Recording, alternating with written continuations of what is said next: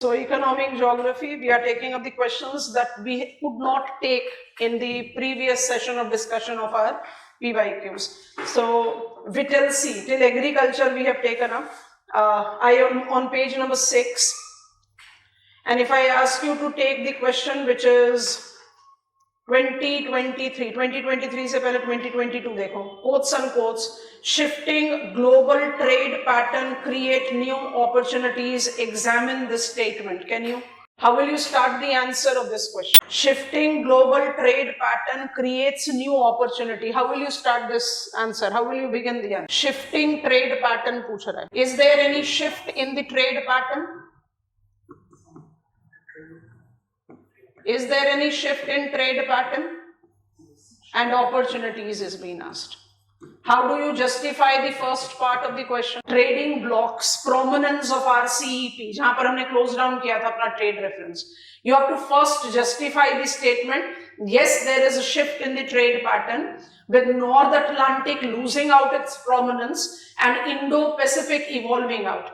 And how it is creating new opportunities, because we are now inculcating those areas which have got very high untapped potentials to be mobilized. Afro-Asiatic countries के साथ आप by default Asiatic को ज़्यादा focus करोगे, because I'm talking about Indo-Pacific.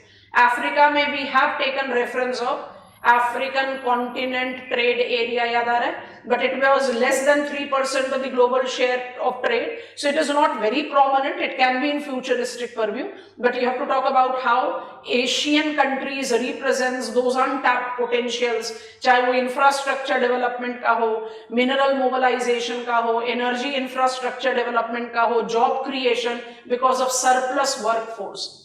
So you have to attempt it that way. बहुत applicable question है, attempt करो. Read it to be a 15 marker question and attempt to write down the answer on this.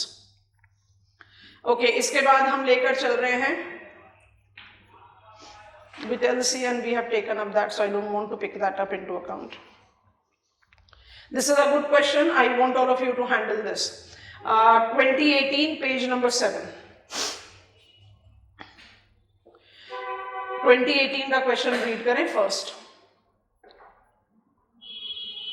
Discuss the degree of importance of transportation cost as a factor of industrial location with respect to footloose industry.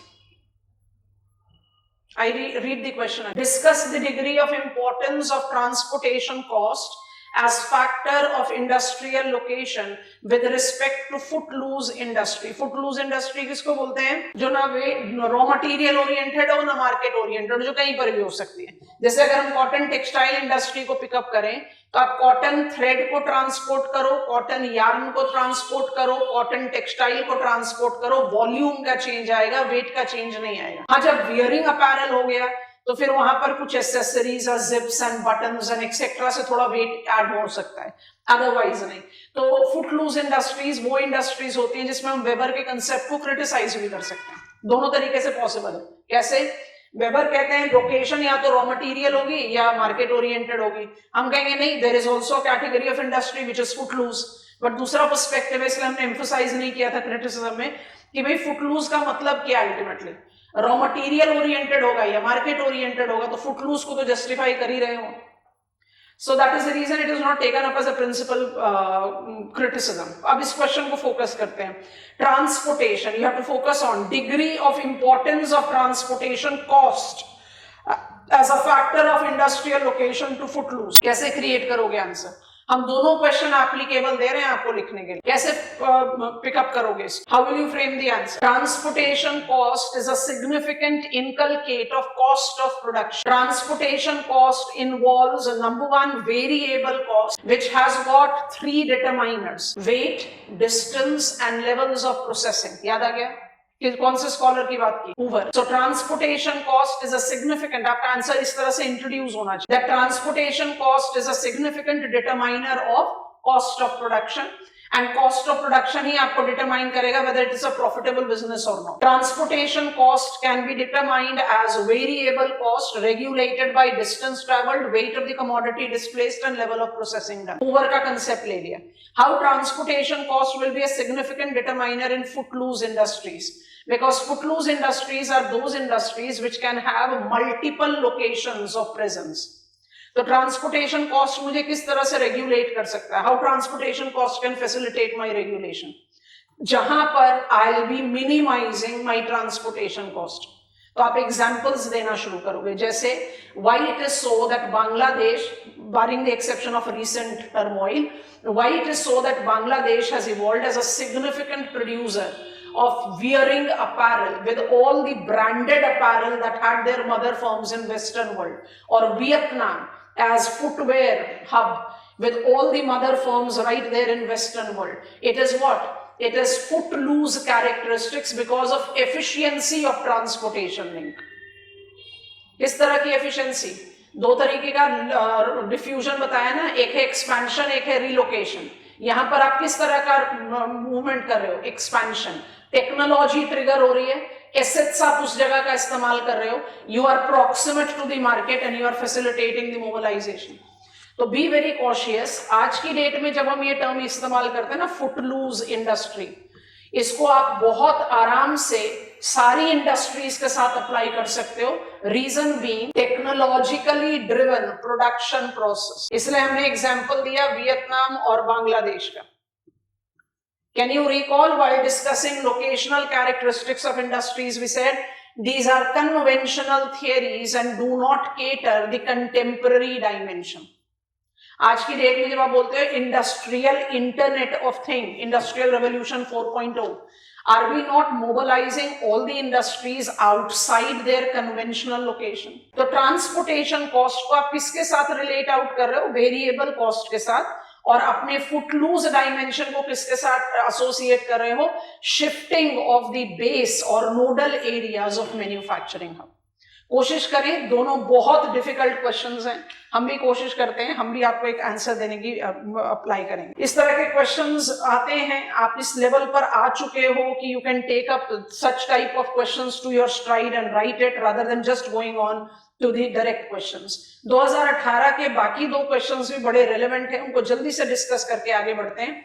अनकोट्स है, famine is a social phenomena rooted in institutional and political economic arrangement which determines access to food by different classes and strata comment. ऐसे writing होता है इस तरह. आपको पता है what exactly famine stands for, है ना? डेफिनेशन आ गया ना, बिल्कुल कैटास्ट्रोफिक हंगर को हमने डिफाइन किया था, जहां पर आपको मोर्टालिटी के बारे में बताया. यूएन का 3 criteria you all are. Question पूछ रहा है आपसे कमेंट करने के लिए, बोला do you agree to this statement? Acute food shortage actually is a social phenomena rooted in institutional and political economic arrangement where food accessibility is regulated by different classes and strata. Do you agree to this?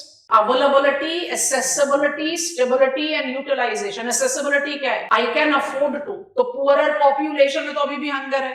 जब आप कहते हो कि FAO is very sufficiently saying every year on year basis FAO का data table देखो, global food basket is sufficient in feeding quality and quantity of food requirement of world. तो फिर hunger तो होना ही नहीं चाहिए. क्यों है? इसलिए है क्योंकि there is lack of accessibility and stability and this is somewhere related to political, economic, institutional straight. So you have to apply it with inequality, you have to apply with inaccessibility, you have to apply with absence of stability. इसको भी attempt कर सकते हो as an answer. ऐसे type लिखना पड़ेगा. Feminine को define करो, determiners of this acute catastrophic food insecurity को justify करिए, which is outcome not just of the change of the climate, it is also the politico-economic uncertainty. Climate refuge भी इसका बहुत मेजर कारण है, political economic uncertainty भी है, geopolitical violent conflicts भी है, उन सबको justify करेंगे. आज भी अगर आप कोई भी turbulent area, a peace have been established in Palestine, Gaza, तो आप सोचकर देखो कि जो उस एरिया में कौन सा पॉपुलेशन है जो सबसे ज्यादा सफर कर रहा होगा, जो बिल्कुल बॉटम लाइन पर है, जो बिल्कुल पुअरेस्ट क्वार्टर पर है. जो एफ्लुएंट पीपल है, they have already shifted their base to favourable location. तो आपको इस तरह से इसको कैटेगराइज करके आंसर लिखना पड़ेगा. Do try to attempt this also. I will also try. 2018 का जो लास्ट क्वेश्चन है वो भी बहुत अच्छा है. Discuss in brief the main thesis in limit to growth. Bracket में लिखा है 72 and also provide a critique of same. तो लिमिट टू ग्रोथ के 5 कॉन्स्टिट्यूएंट लिख दोगे, पेसिमिस्टिक आइडिया बता दोगे, क्रिटिक लिखते समय बियॉन्ड लिमिट को ही ऐड कर दो। बात समझ में आ रही है? क्योंकि बियॉन्ड लिमिट क्या कह रहा है, कौन से 3 लिमिट बताए हैं बियॉन्ड लिमिट ने, जल्दी बता दो। इकोनॉमिक, फर्स्ट टू कम, जब यूटिलिटी और डिसयूटिलिटी बैलेंस ऑन हो जाए, इकोलॉजिकल, फ्यूटिलिटी, इकोलॉजिकल कैटास्ट्रोफिक, तो क्रिटिक वहीं पर ही आ गया कि एवरी टाइम पास के साथ आप ये नहीं कह सकते कि फूड इनसिक्योरिटी बढ़ जाएगी। टेक्नोलॉजिकल इनोवेशन भी तो होता है, रिसोर्स भी तो ग्रो करता है। आपका जो लिमिट टू ग्रोथ 1972 है, उसके 5 इंडिकेटर का डायग्राम याद करो। रिसोर्स को आपने बढ़ता हुआ दिखाया ही नहीं। आप कह रहे हो जैसे इस्तेमाल हो रहा है रिसोर्स डिक्लाइन कर गया, तो अपने आप ही बड़ा पेसिमिस्टिक आउटलुक है। अटेम्प्ट दीज क्वेश्चंस, हमारी तरफ से आपके सारे क्वेश्चंस अटेम्प्ट कीजिए। आप 1 हफ्ते की छुट्टी पर जा रहे हो तो इस्तेमाल टाइम को यूटिलाइज करोगे तो अच्छा। सेटलमेंट के क्वेश्चंस हम फिर after completing settlement. Okay, here we begin where we pause down. Settlement hierarchy and settlement continuum. Settlement continuum incorporate concepts of primaticity and rank size rule. Primaticity concept though is the study of settlement continuum which marks up the concentration. Theoretically it marks up the concentration of our study right there to the top ranking settlement. But जैसे ही हम index of primacy को हटा दें और जैसे ही हम incorporate कर लें मल्टीपल प्राइमेसी को, we can understand that primaticity concept can be included as study of settlement hierarchy. Rank size rule GK-ZIF also makes example of settlement continuum study. दोनों ही कंसेप्ट एम्पेरिकल ऑब्जर्वेशन बेस्ड हैं। ये class categorisation और comparison type के question के लिए बहुत अच्छे pointers create हो जाते हैं। So this is also empirical observation based concept. It is also study of settlement continuum. क्यों बोलते हैं सेटलमेंट कॉन्टिन्यूम? क्योंकि हम सारे रैंक का रिलेशन जो है पॉपुलेशन साइज के हिसाब से निकाल रहे हैं और इस रिलेशन को population of first ranking settlement के परव्यू पर निकाल। Pn will equal to P1 by n। तो आपका population of first ranking settlement सबसे प्रोमिनेंट। कंसेप्ट बिल्डिंग में हम समझ चुके हैं that we have to elaborate out on a broader economic concept. जब तक फोर्सेस ऑफ यूनिफिकेशन और डाइवर्सिफिकेशन बैलेंस में नहीं होंगी, स्टेबल सेटलमेंट सिस्टम इवॉल्व नहीं होगा। जब तक स्टेबल सेटलमेंट सिस्टम इवॉल्व नहीं होगा, will not be having the possibility of rank size relation. Stable settlement system में when I arrange all the settlements in decreasing order of their population size, then Pn equals P1 by n का validity होगा। This approach of ZIF as is integrated with Peter Haggett, Berry and Horton को हम jump across कर गए। as is interrelated with Peter Haggett, Peter Haggett कहते हैं rank size relation perfect, but इसको global dynamism और diversity को cater करने के लिए बाइनरी और प्राइमेट में भी ऐड कर देना चाहिए। और जैसे ही आप वहां ऐड करते हो, आप अपने आप समझ गए कि binary rank size rule is much matching up with multiple primacy and primate rank size rule is primate city concept. तो जितनी डाइवर्सिटी मैप ऑफ वर्ल्ड पर है सब पर एप्लीकेशन आ गया। और दूसरा, it can also B example of settlement hierarchy, क्योंकि जब आप कहते हैं बाइनरी रैंक साइज रूल तो आप more than one settlement in a given rank पढ़ रहे हो। सो पॉइंट इज कि कॉन्टिन्यूम स्टडीज जो है वो हायरार्किकल स्टडीज हो सकती हैं, हायरार्किकल स्टडीज कॉन्टिन्यूम स्टडी नहीं हो सकती। तो central place theories are the study of hierarchy. यहाँ चॉइस नहीं है, यहाँ आप सारे सेटलमेंट के बारे में पढ़ रहे हो।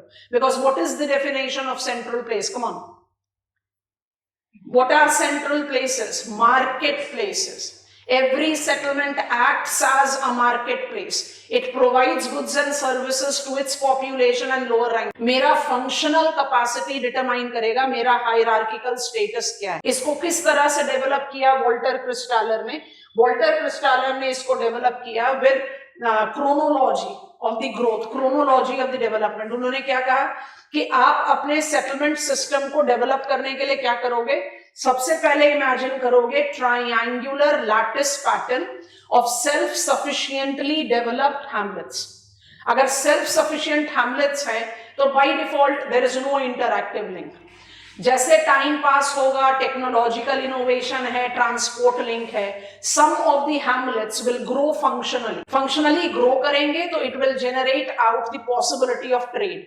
तो सारे ग्रोन अप सेटलमेंट माने जो हैमलेट से ग्रो अप करेगा तो वो क्या बनेगा? विलेज बनेगा। Village will start trade relation with the peripheral Hamlet's, developing hexagonal sphere of influence. वो लॉजिक भी हमने अंडरस्टैंड कर लिया। This hexagonal sphere of influence with passing time will keep on creating higher hierarchical settlement, जो functional specialization लेता जाएगा।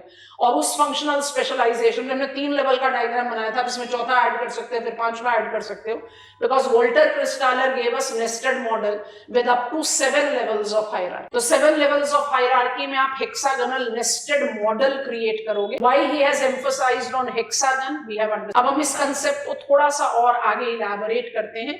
Of this ultimately ये concept किस चीज का है? Spatial arrangement of settlement and functional interdependence. तो स्पेशियल अरेंजमेंट को हम समझ गए, isotropic plain is limitless unbound homogeneous area जहां सेटलमेंट्स एकदम यूनिफॉर्मली डिस्ट्रीब्यूटेड है। पर ये फंक्शनल इंटररिलेशन कैसा है उसको इंटरप्रेट करने के लिए he has given us certain values, कुछ पैरामीटर्स के साथ K3, K4 और K7 को इंटरप्रेट करना है। ठीक है, we are still building up the concept, continuing further where we pause down. आपको हमने हेक्सागन का लॉजिक समझा दिया था, now I am adding further to. Next pointer create करेंगे। In order to, we are still with central place theory of Christaller, in order to functional interrelations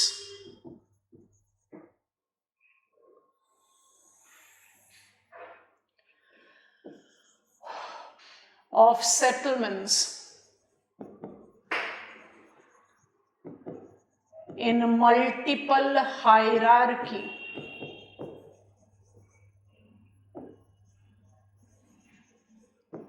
Kristaller proposed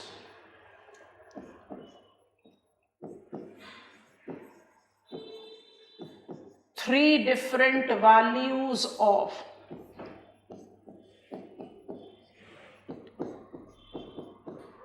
K the constant,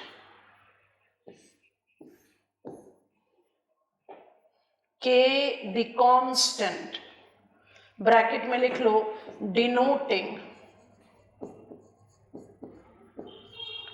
number of settlements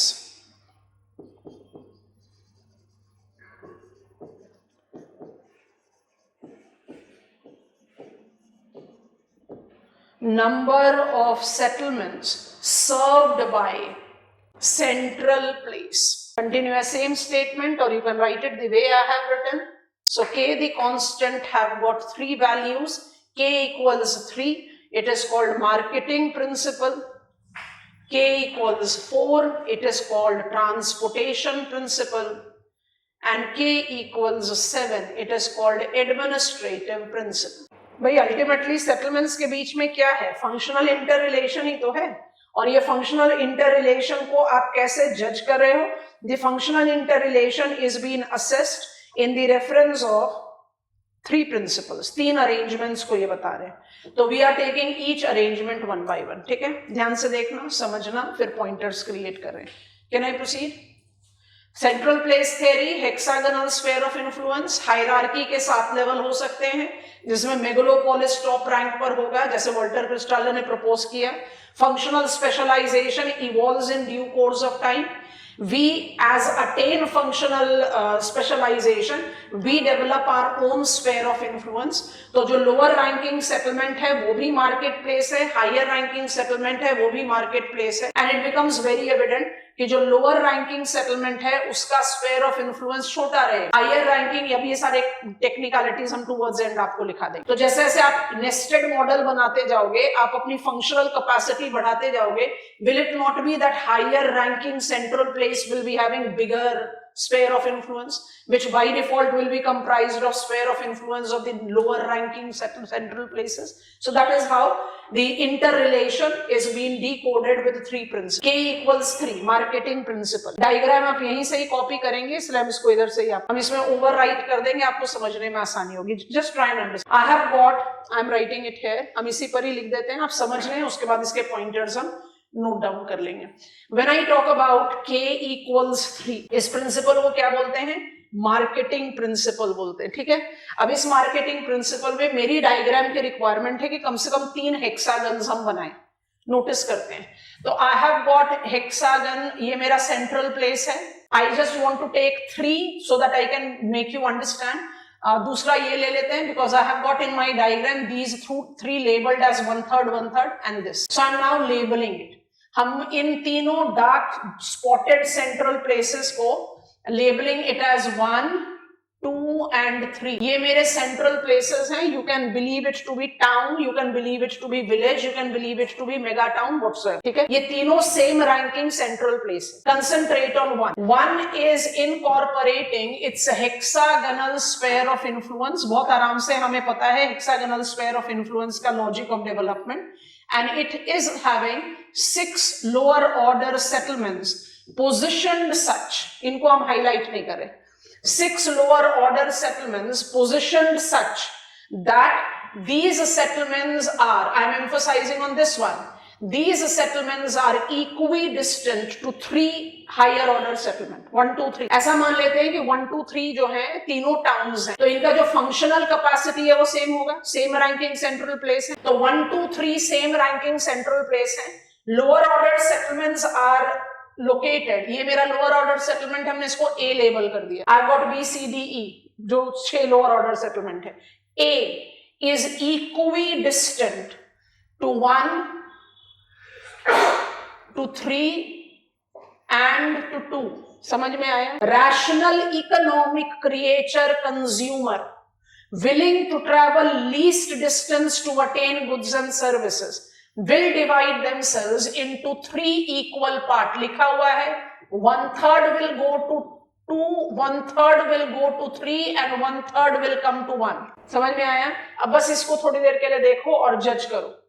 In the marketing principle, the arrangement of lower order settlement in the marketing relation is believed to be facilitating each higher order settlement experiencing or receiving 1/3 of the population of 6 lower ranking settlement. चलो भाई, 1/3 of A, 1/3 of B, 1/3 of C, 1/3 of D, समझ में आ रहा है कि नहीं? Got it? और ये हमने 2 हेक्सागन में देके 1/3 डिवाइड कर दिया. आप यहां पर भी डिवाइड कर दो फटाफट सब में. क्लियर हो गया? So it will be serving 1/3 of the population of 6 lower order settlement plus its own population. It is serving 3 settlements in total. K equals 3. Got it? Write down. Marketing principle, quick pointer, denotes spatial arrangement of settlements with proximity to 3 higher order settlements. As such, population of lower ranking settlement will divide themselves in 3 equal parts. Bracket में चाहिए तो लिख लो 1/3 plus 1/3 plus 1/3. Every higher order central place thus will be serving, equation लिख लें, 1/3 population of 6 lower ranking settlement, that will come out to be 2, and its own population, so it becomes serving 3 settlements. ठीक हो गया? Diagram बनेगा. Diagram में जो हमने red से हाईलाइट किया है बस उसी को कॉपी डाउन करो, क्योंकि खामखा के जबरदस्ती ज्यादा हेक्सागन बनाने से टाइम भी खराब जाएगा, क्योंकि आपको 3 सेटलमेंट्स को दिखाना पड़ेगा ना. तो एटलीस्ट 3 सेंट्रल प्लेसेस को हाईलाइट कर लो बस, और कुछ. So focus on A. I am dividing myself into 3 equal parts. And then number 1 is receiving 1/3 of the population from 6 lower ranking. Lower ranking settlements का position कहां पर है? Corners of the hexagon, making it equi-spaced to 3 higher orders. Hexagon बनाते समय क्या rule follow करना है वो हमेशा ध्यान में रखना है. I cannot leave any place unserved. To show that we are having movement of population to 3 higher order settlement, तो 3 hexagon बना देने से वो clarify हो जाएगा. नहीं तो आप सिंगल हेक्सागन बना के भी कॉर्नर में 1/3 लिख सकते हैं, running short of time. But I will advise कि भाई 3 बनाओ इस K3 principle. Have you understood it class? तो पहला condition of functional interdependence marketing principle के हिसाब से K equals 3 होगा. That is every higher order settlement is serving 3 settlements in total. 2 total population of 6 lower order settlement and 1 its own population. बढ़ रहे हैं second principle पर. Second principle का नाम क्या है? Transport principle. It is K equals 4. थोड़ी देर के लिए इस फिगर को देखना. Can I change? K3 समझ में आ गया? Are we done? आपने सेटलमेंट हायरार्की चेंज की, देखे जरा यहाँ पर, जहां पर आप क्या जस्टिफाई कर रहे हो? आप यहां पर ये जस्टिफाई करने की कोशिश कर रहे हो कि the higher order central places do mark up the adjustment of transportation corridor. तो ध्यान से देखना हम क्या कर रहे हैं. So this is my central place of consideration. Town है, सिटी है, मेगा सिटी है, वो आप कोई भी लेवल को लीजिए. This is my central place and of the same order, same rank. I just make it thicker ताकि जल्दी से एक स्ट्रोक में हो जाए. Of the same rank, I am having the central places right here. आप सबको ड्रॉ नहीं करोगे, हम बस एक पॉइंट प्रूफ करने के लिए जल्दी से इनको हाईलाइट कर दे रहे हैं. So I am taking the central places of a higher order. They have got their interlinks with more efficient transportation route. तो हम क्या कर रहे हैं, फटाफट से रेडिएटिंग ट्रांसपोर्टेशन रूट क्रिएट कर रहे हैं. So transportation route passing from one central place to the other central place of the same hierarchy. Center hexagon पर concentrate कीजिए. All the bold red dots that we have created are denoting central places of same hierarchy. जो red strokes बनाए हैं वो efficient transportation corridor को represent कर रहा है. If because of the efficiency of the transportation corridor, placement of lower order settlement is such that it evolves along that efficient transportation route. आई बात समझ में? K4 हो गया मेरे ख्याल से, आपको समझ में आ गया. Consumer, the rational economic creature willing to travel least distance to attain goods and services. अब क्या होगा? This settlement, let us label it as 1, will be marking half of its population going to the central place here and half going to central place here. Concentrate करो इस central place पर, let us label it as A. How many settlements A will be serving? It will be serving half of the population of the lower ranking settlement, that are 6, and its own population. बन गया equation?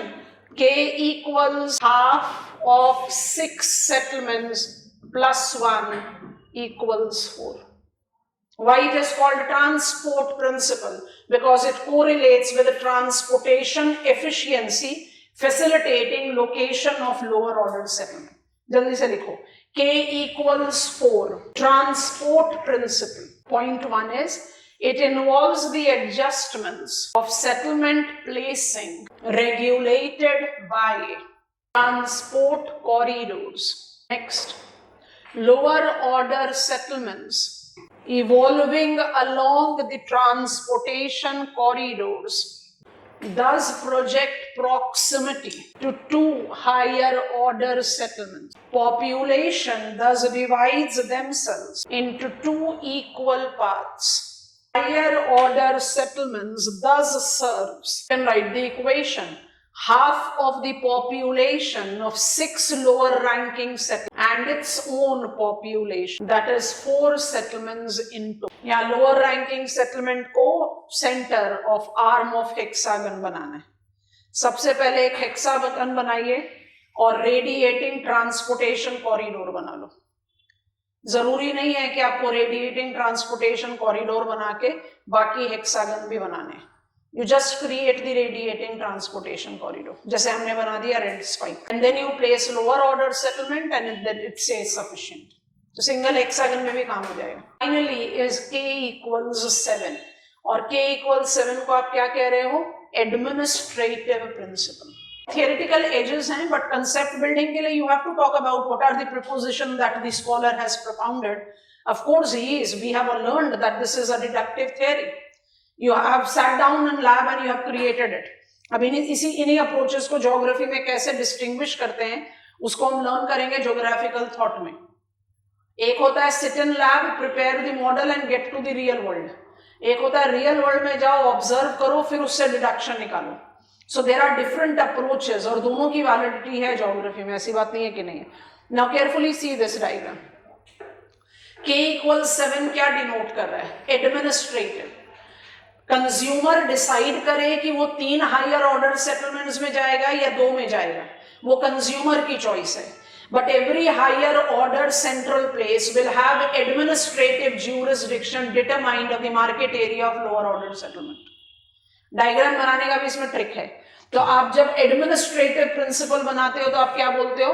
Administrative principle is defined to be that principle where administrative jurisdiction of the market places, central places is demarcated. तो ये मेरा central place है मान लीजिए, and this higher hierarchical central place has got defined hexagonal jurisdiction involving the lower order marketplaces का administrative control।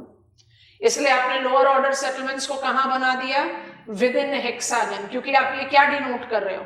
You are denoting the administrative boundary controlled by higher order settlement with the market area of lower order settlement। बहुत आराम से equation तैयार हो जाएगी। कैसा equation बनेगा यहाँ पर?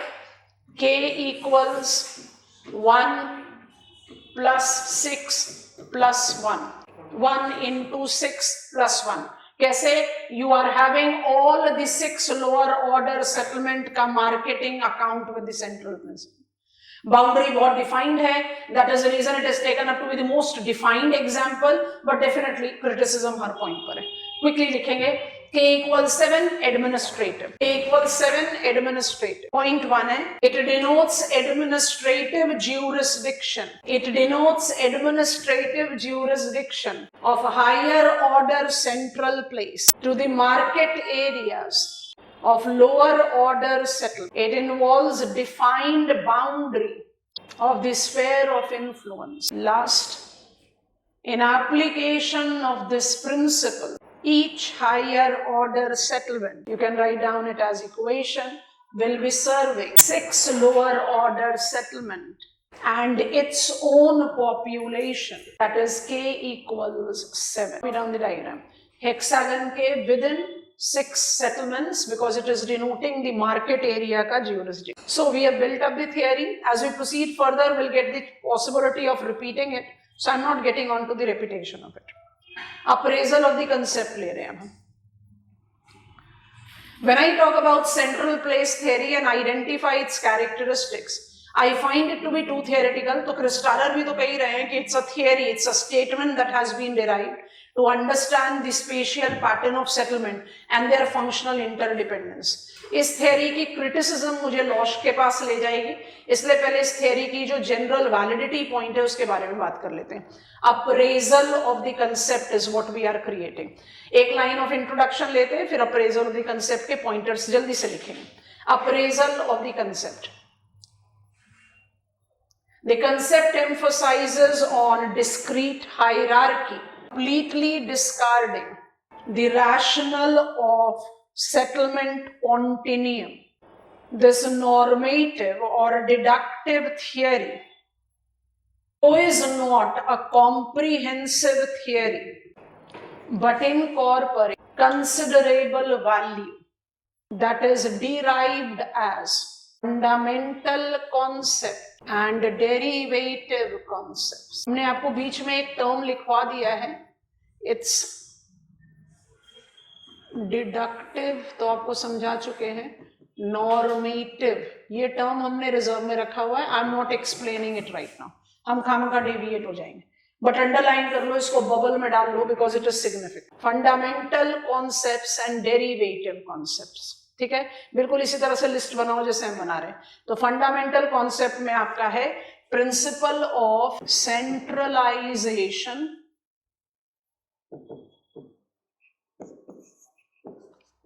बेसिकली इन्हीं से डिराइव करते हो, तो डेरिवेटिव कंसेप्ट इसी से आता है, एंड प्रिंसिपल ऑफ हायरार्की और डेरिवेटिव कॉन्सेप्ट। आप इनको कंबाइन कर सकते हो, but then you never know, आपका क्वेश्चन ही कुछ ऐसा हो जाए, what are the fundamental concepts of central place theory, तो पता होना चाहिए कि फंडामेंटल कॉन्सेप्ट्स का क्या मतलब, डिराइव वहीं से हो रहा है, that is the reason we call it derivative concept. So I have got centrality of places,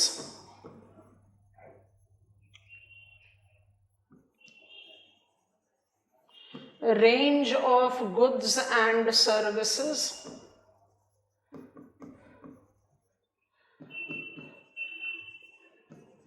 and threshold population। So counting में आप इसको चाहे 7 ले लो, 3 4 और 5. So I have got basically 5 points of value that goes with the central place. एक threshold हम specifically built up नहीं कर पाए कंसेप्ट बनाते समय, तो हम समझा देंगे. बाकी जो चारों पॉइंटर्स हैं आप ऑलरेडी जानते हैं. What is principle of centralization और what is principle of hierarchy? लिख लिया, पेन ड्रॉप करेंगे सब लोग. I can understand that it is a deductive model. I can understand that it is too much of generalization, but then also it has got significant value. इसका ना significant importance है. That is the reason we are learning it. तो इसका importance क्या है, pros क्या है, what are the arguments in favor of this concept, why are we learning it? So arguments in its favor can be divided into 2 principal block. Fundamental जहां से आपने इसको derive किया है. तो नॉर्मली बच्चे क्या करते हैं, डेरिवेटिव पॉइंटर्स को लिख देते हैं, वो छूट जाता है, वो भी एक सिग्निफिकेंट पॉइंट है. अब थोड़ी देर के लिए सेंट्रल प्लेस थ्योरी को एट बे रखो. वॉल्टर क्रिस्टालर क्या कह रहे हैं उसको साइड में छोड़ दो. प्रिंसिपल ऑफ सेंट्रलाइजेशन क्या कहता है?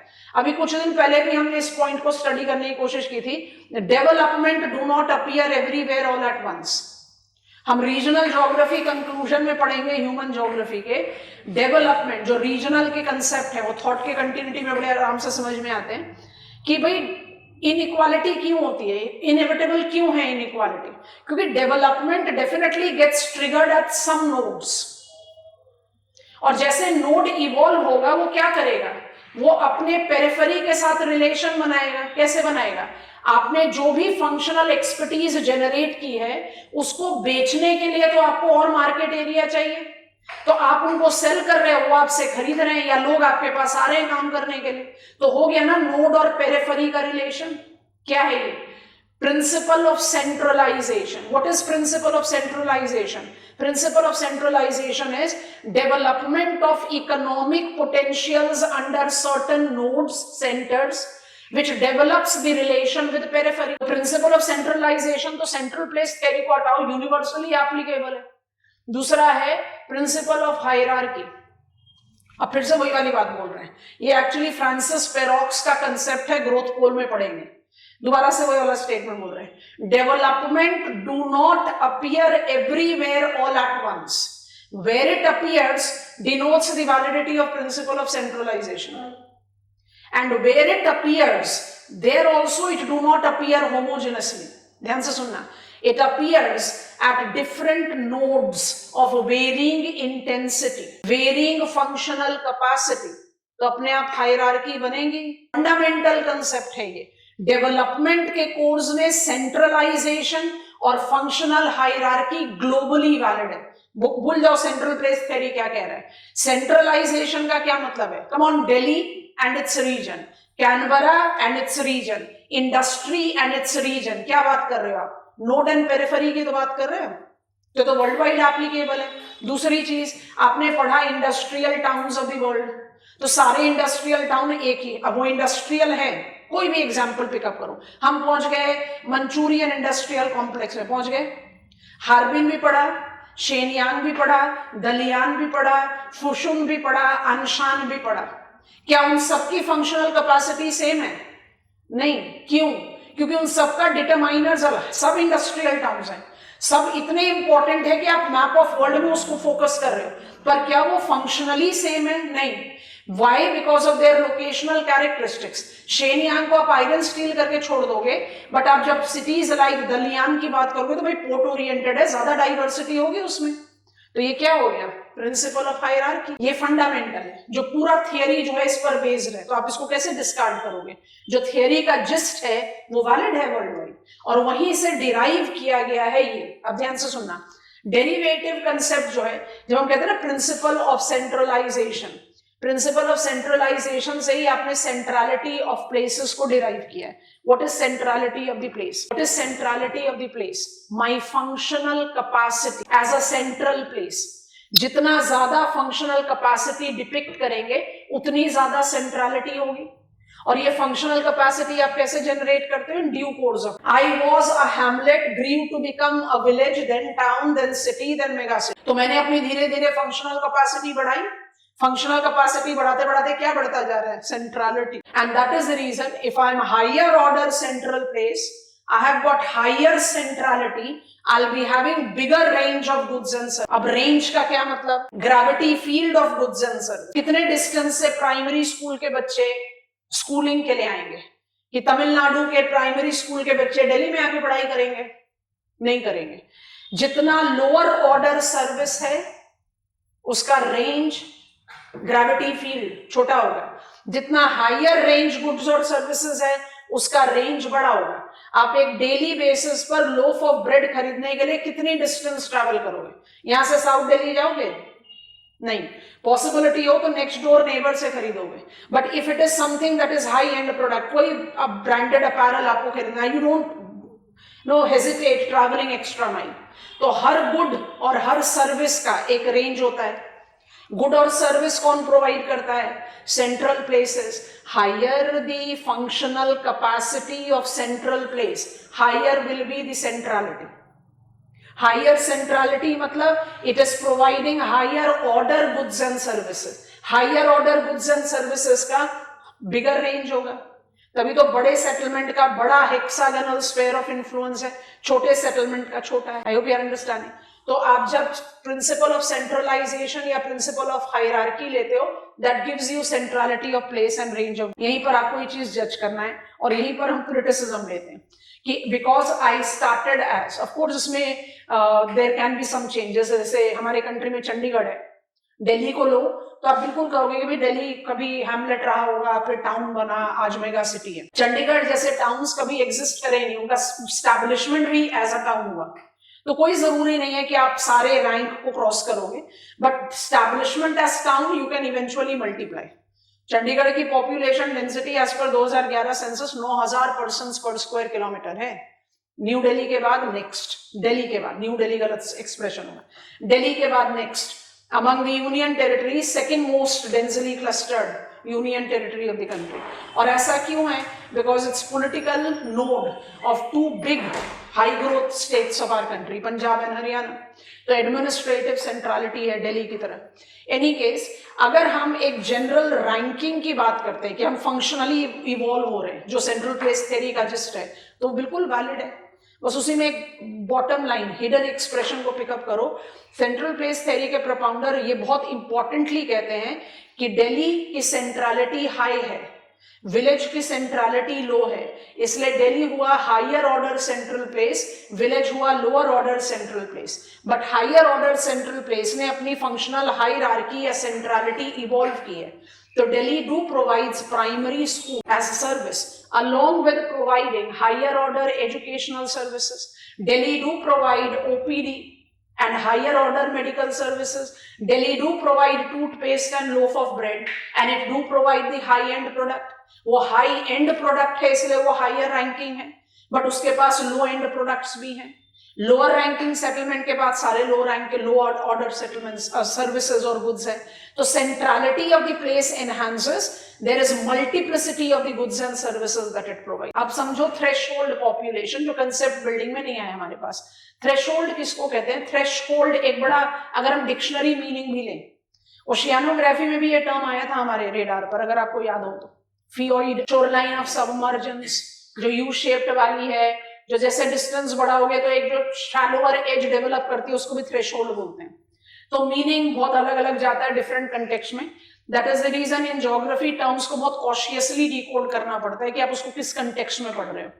थ्रेशहोल्ड पॉपुलेशन का मतलब है मिनिमम कंज्यूमर सपोर्ट. सोचो थोड़ा सा, अगर I am a day to day article selling shop and you are a shop which is selling some high end product versus I am a primary school say in India and India का population size बड़ा है इसलिए, and you are एकदम specialised education providing university in India, कोई भी higher level, आप PhD करवा रहे हो, हम प्राइमरी स्कूल सर्विसेज दे रहे हैं. अब सोच कर देखना, हमारी लोअर ऑर्डर गुड का एग्जांपल है I am providing day to day articles, और लोअर ऑर्डर सर्विस का एग्जांपल है I am providing primary schools education. आप क्या प्रोवाइड कर रहे हो? एकदम हाई एंड ब्रांडेड कोई भी अपैरल, और आप प्रोवाइड कर रहे हो पीएचडी एज एजुकेशनल सर्विसेज. सोच कर देखना, मुझे क्या फ्रीक्वेंसी और साइज ऑफ कंज्यूमर सपोर्ट चाहिए, बड़ा कि छोटा? एक day to day article selling shop की कंज्यूमर विजिट फ्रीक्वेंट और लार्ज होनी चाहिए to survive, compared to high end product selling shop जिसकी फ्रीक्वेंसी और वॉल्यूम कम भी हो। माने एक राशन सेलिंग शॉप में आपको एक दिन के 10 से 12 कस्टमर चाहिए, और कोई डायमंड सेलिंग शॉप में अगर हफ्ते में एक बार भी कोई कस्टमर आएगा तो वो सर्वाइव करेगा। दिल्ली जैसे कंट्री में प्राइमरी स्कूल्स में एनरोलमेंट का नंबर जो है वो थाउजेंड्स में रन करना चाहिए, और दिल्ली जैसे कंट्री में ही पीएचडी पर पहुंचते पहुंचते नंबर 10 से भी कम रह जाता है। क्या कहना चाह रहे हैं? OPD services, frequent and broader consumer base, open heart surgery, less frequent and restricted population base. What is threshold population? Minimum consumer support required to sustain the commercial value of a good. इन दोनों का relation कैसा जाएगा? Increase the centrality of the place, increase the range of goods and services, you will increase the centralization or hierarchical status. ये क्या हो जाएगा? Threshold population in terms of size and frequency is required to be larger in lower order goods and services compared to higher. Valid है?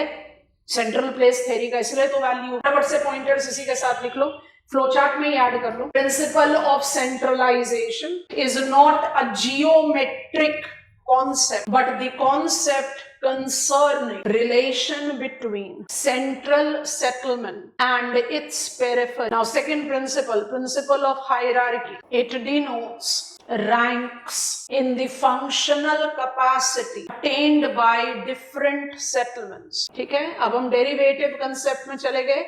Centrality of the place is derived from principle of centralization, is derived from principle of centralization, that is functional capacity. Bracket में चाहिए तो लिख लो, higher the functional capacity, higher is centrality. Range of goods and services. It denotes the distance consumer. It denotes the distance consumer is willing to travel to attain goods or service. Break the statement and write, higher order goods and services have a bigger range. Okay? And finally, threshold population. Threshold population.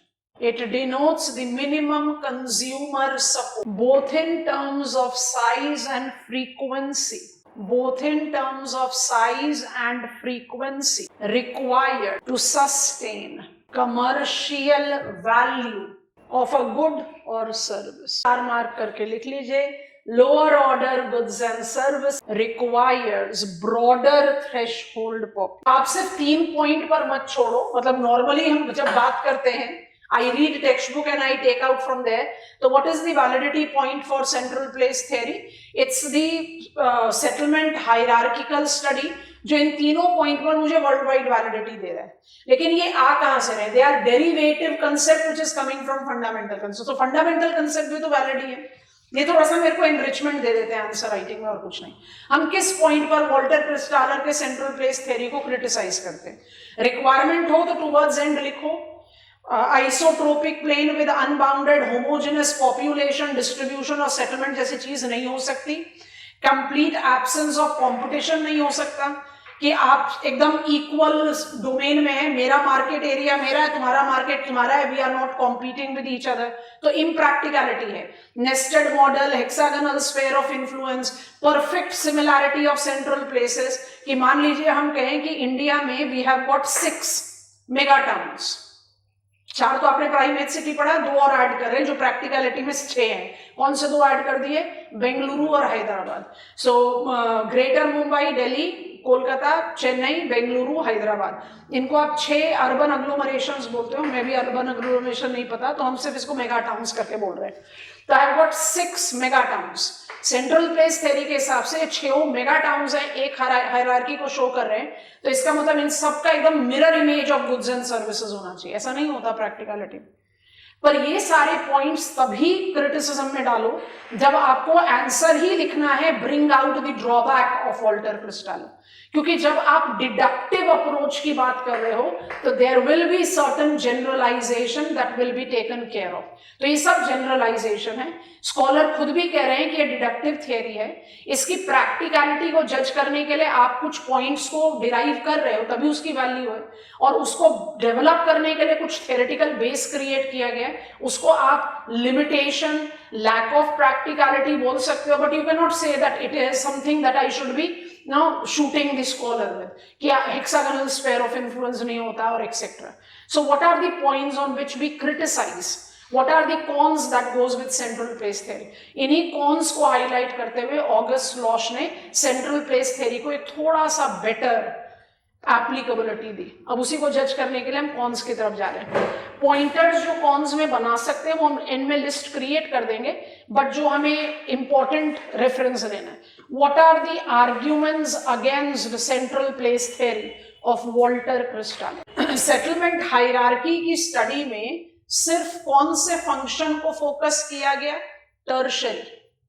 आप village हैं, आप town हैं, आप city हैं, आप mega city हैं, आप सिर्फ क्या प्रोवाइड कर रहे हो? गुड्स और सर्विसेज. प्राइमरी और सेकेंडरी एक्टिविटीज को टोटली इग्नोर कर दिया गया. कम ऑन, विलेज में एग्रीकल्चर भी तो है, आप उसके बारे में बात नहीं कर रहे हो, तो आप एक ये पॉइंट ऑफ लिमिटेशन ले सकते हो. तो कॉन्स में सबसे पहला है the concept takes into reference, I am writing considers, concept considers tertiary activities only. आप मार्केट एरिया के बारे में बात कर रहे हैं ना, गुड्स एंड सर्विसेज के, and it is totally ignoring primary and secondary activities in spite of the fact कि आप सेटलमेंट हायरार्की में विलेजेस को भी कंसिडर कर रहे हो, टाउन को भी कंसिडर कर रहे हो, तो एग्रीकल्चर एक्सेट्रा एक्टिविटीज को आप एम्फसाइज नहीं करें, आप सिर्फ मार्केट एरिया के बारे में बात करें. जो प्रिंसिपल पॉइंट्स ऑफ क्रिटिसिज्म होने चाहिए, ठीक है. दूसरा पॉइंट ऑफ क्रिटिसिज्म जो एसोसिएट होता है वो होता है इकोनॉमिक रैशनैलिटी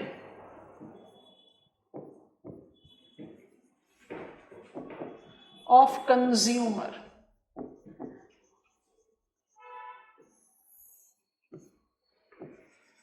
ब्रैकेट में जरूर लिखेंगे stability of consumer behaviour.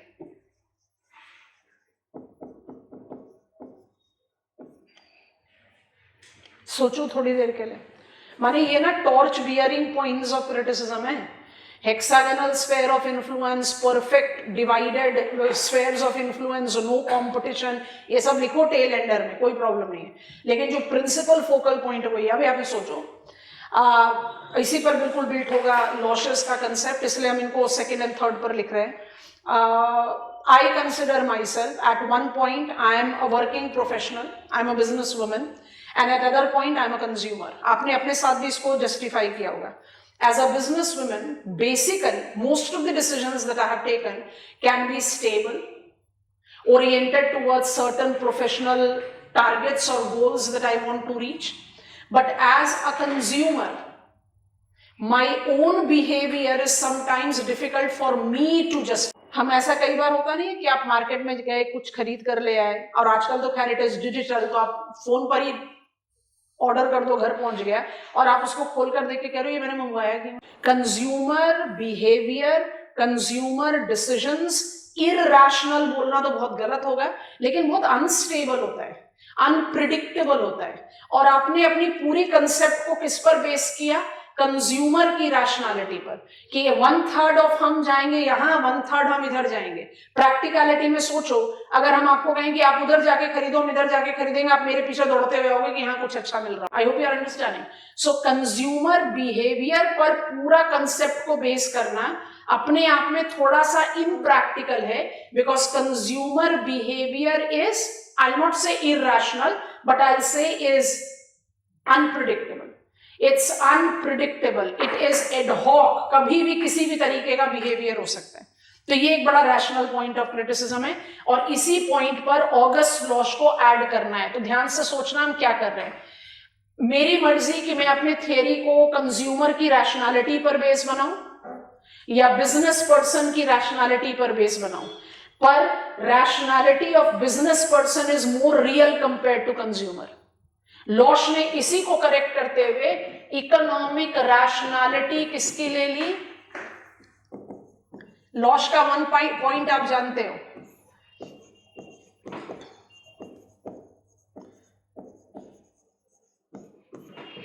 Come on, Losch का profit maximisation, you know, demand cone you are aware of. तो क्या कह रहे हैं, डिमांड कोन, तो rational economic creature business person will by default work towards profit maximization।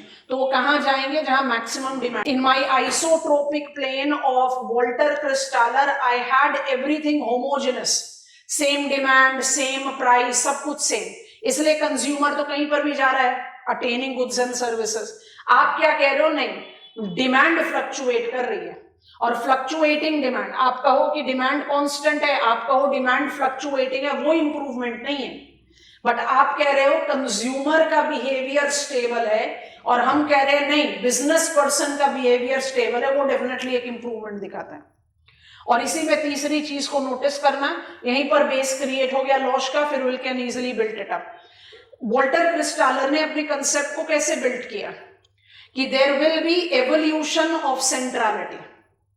तो जो एक छोटा हैमलेट था वो विलेज, फिर टाउन, फिर एक्सेट्रा बनेगा, जिसमें आपने कहा कि if I am an higher hierarchical central place, I'll be having goods and services in multiple more time than lower hierarchical, wherein I'll be providing goods and services provided by lower ranking settlement and then something more to me.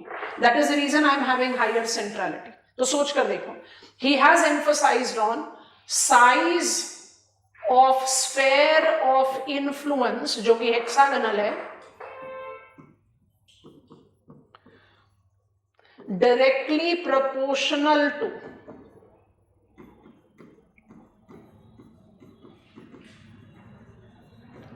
centrality of the place। ये क्रिटिसिज्म नहीं है, जितना बड़ा centrality होगा उतना बड़ा size of sphere of influence होगा।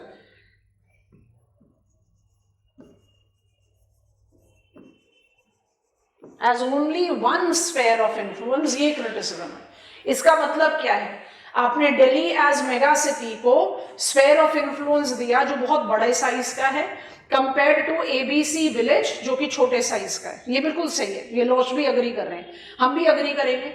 Come on, we have taken the positive thing about central place theory as what?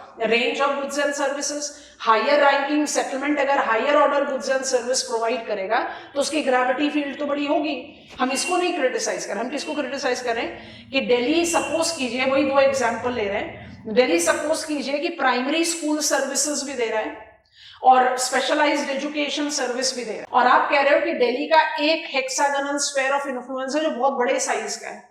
तो ये कहीं ना कहीं तो मिसलीड कर रहा है ना मुझे, क्योंकि वो तो मुझे ये बता रहा है कि the distance from where the students are coming to JNU और आईआईटी और नॉर्थ कैंपस और south campus of Delhi University to study in Delhi is the same distance from where the primary school students are coming। अगर higher order central places multiple goods and services provide करता है तो उसके पास multiple spheres of influence होने चाहिए। तो सिर्फ size के साथ, centrality के साथ size मत बढ़ाओ, सेंट्रलिटी के साथ number of spheres of influence भी बढ़ाओ। समझ में आया कि नहीं? और वही किया है ऑगस्ट लॉश ने, इसलिए August लॉश could give us multiple values of के द कांस्टेंट। 3 भी है, 4 भी है, 7 भी है, 9 भी है, nth भी है। क्यों? दिल्ली के आसपास जितना हायर ऑर्डर सेंट्रल प्लेस होगा उसका उतना बड़ा हेक्सागोनल स्फेयर ऑफ इन्फ्लुएंस होगा। परफेक्ट। बट क्योंकि higher order central place multiple goods and services provide करता है, तो जितने हायर ऑर्डर सेटलमेंट्स होते जाएंगे उसके पास उतने number of spheres of influence होंगे। कमोडिटी ए के लिए 1, बी के लिए 2, सी के लिए 3, 4, डी के लिए 4, you know, that kind of way। I hope you have understood it। So these are the principal points of criticism। उसके बाद फिर आप ऐड करो जो बाकी चीजें हमारे दिमाग, ये जो हमने लॉश को ऐड करा है वो यहां मत करो, और लॉश का हम अलग से स्लाइड बनाएंगे। 3 प्रिंसिपल पॉइंट्स ऑफ क्रिटिसिज्म। अब बिल्कुल इन पॉइंट, अच्छा इसके साथ ऐड कर लो others preposition of the theory, उसको अदर्स ही रखना, जरूरत पड़े तो उसके बारे में बात करना, नहीं तो मत करना।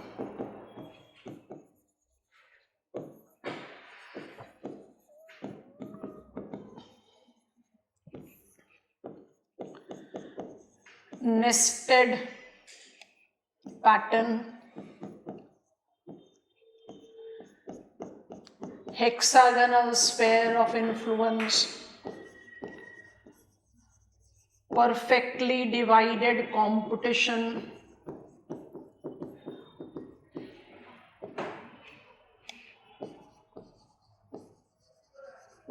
perfect homogeneity, चाहे सेटलमेंट के डिस्ट्रीब्यूशन में हो चाहे डिमांड में हो, परफेक्ट होमोजेनिटी थोड़ी मिलती है हमें वर्ल्ड में। डिस्ट्रीब्यूशन ऑफ सेटलमेंट भी यहीं पर ही डाल देते हैं। एंड एब्सोल्यूट सेम, अब ये सेम है mirror, absolute same goods and services provided by same ranking central place. ठीक है, ये सारे पॉइंट्स क्रिटिसिज्म के कि भाई सेम रैंकिंग सेंट्रल प्लेस होंगे तो बिल्कुल same goods and services provide करेंगे। रियलिटी में ऐसा नहीं होता, but these are the minor points, इन पर आप फोकस मत करना कि आप आंसर लिखना शुरू कर रहे हो और आप कह रहे हो भाई हेक्सागन नाम की कोई चीज नहीं होती, ये लेग पुलिंग कही जाएगी। प्रैक्टिकलिटी में रिस्ट्रिक्टेड है, लिस्ट कर दो टुवर्ड्स एंड, कोई प्रॉब्लम नहीं है, बट जो मेजर प्रीपोजिशन या कॉन्स टू द कंसेप्ट है वो ये। ठीक है, अब यही पर फटाफट से बिल्ड करते हैं। August Losch, can I proceed? Losch was an economist and he actually propounded, बढ़ जाए स्लाइड चेंज करें। August Losch we have learned part 1, आप पूरी तरह से उनके कंसेप्ट को समझ जाओगे। propounded economic landscape approach in 1940 which was an attempt to generate profit maximization as approach to favorable location as an alternative, ये आप पढ़ चुके हैं, to least cost location। जब इकोनॉमिक लैंडस्केप में प्रॉफिट मैक्सिमाइजेशन अप्रोच डिराइव कर रहे हैं और हमें बता रहे हैं कि भाई least cost location is profitable location नहीं होता, प्रॉफिट मैक्सिमाइजेशन को भी कंसिडर किया जा सकता है। And it is high time कि हम हर बार ये इमेजिन कर लेते हैं कि मार्केट स्टैटिक है और प्रोडक्शन साइड को आप कंसिडर करो, मार्केट में भी तो फ्लक्चुएशंस है, तो उसको कंसिडर करना चाहिए। So with that approach he has devised demand cone. So जो डिमांड कोन का कंसेप्ट है वो हमें क्या क्या अजम्पशंस डिराइव करने के लिए कह रहा है। Demand cone is that my isotropic plane have a homogeneous production, production homogeneous है तो supplies uninterrupted है।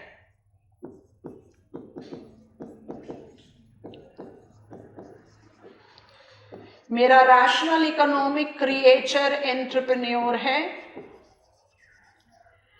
with the motive of profit maximization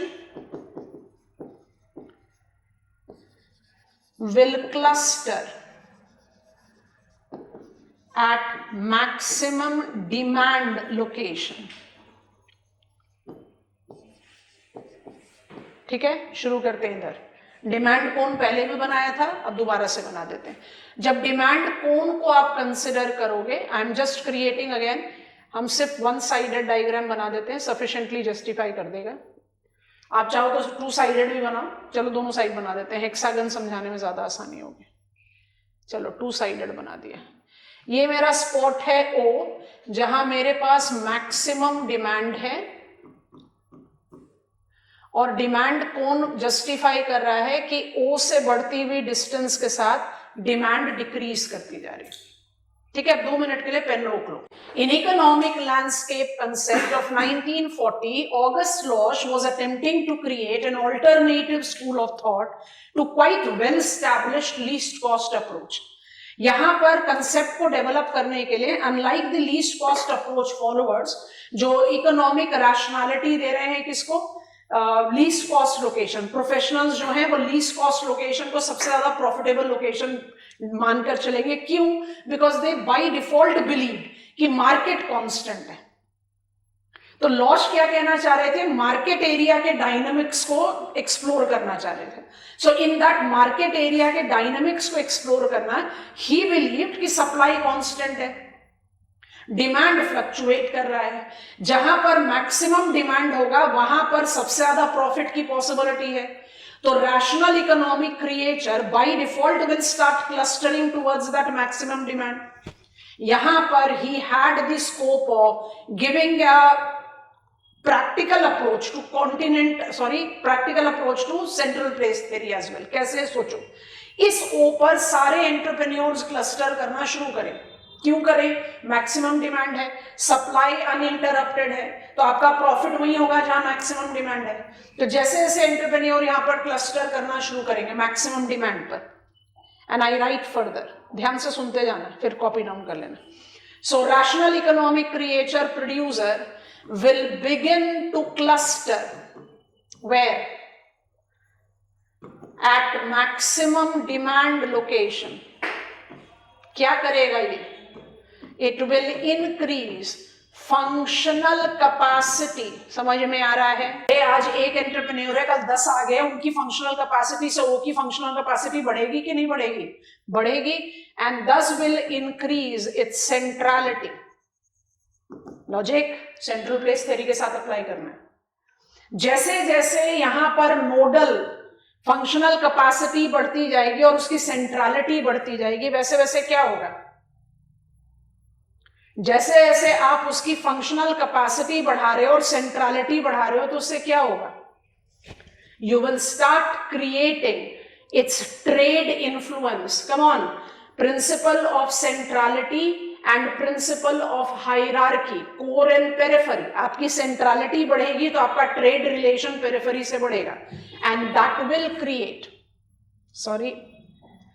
increase in centrality, increasing trade with periphery, generating Y hexagon sphere of influence। तो इसमें क्या improvement दिखाई दे रही है? Improvement number 1 concept बनते बनते में आ गया।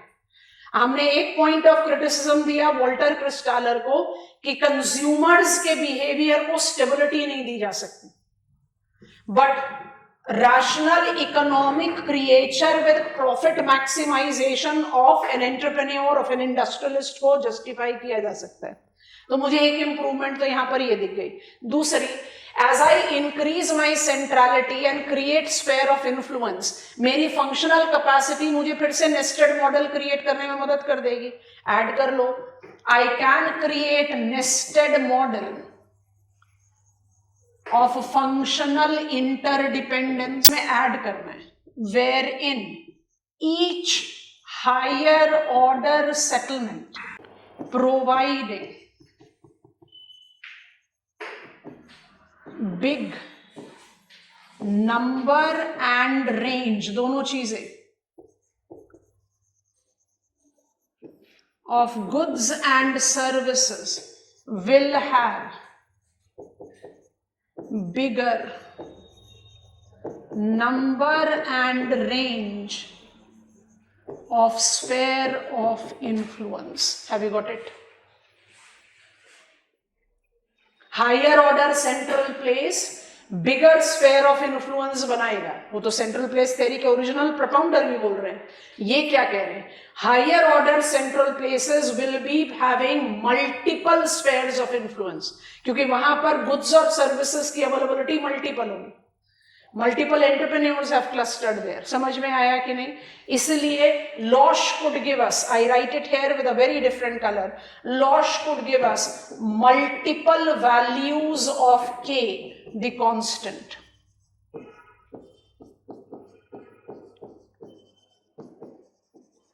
तो आप अल्टीमेटली क्या कंक्लूड करना चाह रहे हो? आप सिर्फ ये कंक्लूड करना चाह रहे हो कि central place theory of August लॉश is a practical edge to central place theory of Walter Crystal। जो दो आपने point, strong point of criticism लिया, वो मुझे यहां पर इंप्रूव्ड दिखाई दे रहा है.